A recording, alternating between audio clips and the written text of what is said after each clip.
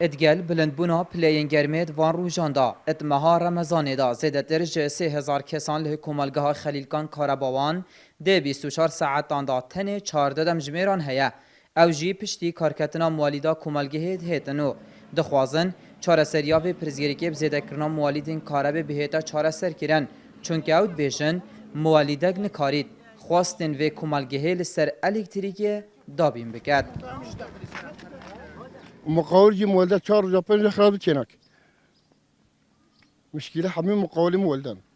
روشا ما 400 مالن ما مالیده که هی اول دسه روزه که مالیدا ما و مریا عاطل بیا ام بهدلینه و رمضانه هن تلفونی جیت کن بجد ده چی کن و هر ده و نوید رمضان جی روشا ما گلگ نباشه چنگی کاربو ما به 5 روزه چوی بچی که ما یتر ما تحمل ناکنش بر کاربو ما گلگ نباشه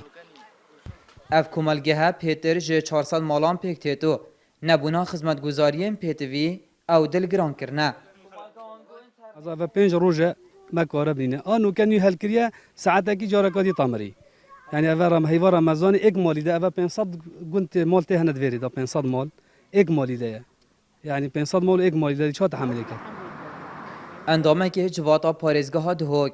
چاوەڕێی ئاگادارکردنەکی نە ژلایە وڵاتیان کومەلگەها خەلیلکان بۆیەکێ بکارن لە پەیچوونە لەسەر کێماسیên wan bikin. مولدیت الکتریکی آن کوید که هر بداینه بلندر اما قولا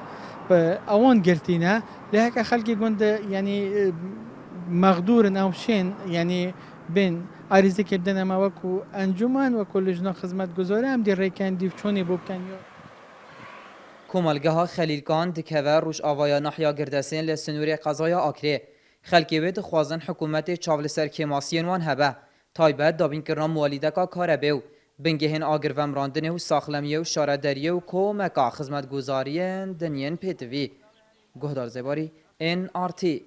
Komelgeha Xelîlkan li Sinûrê Qezaya Akirê.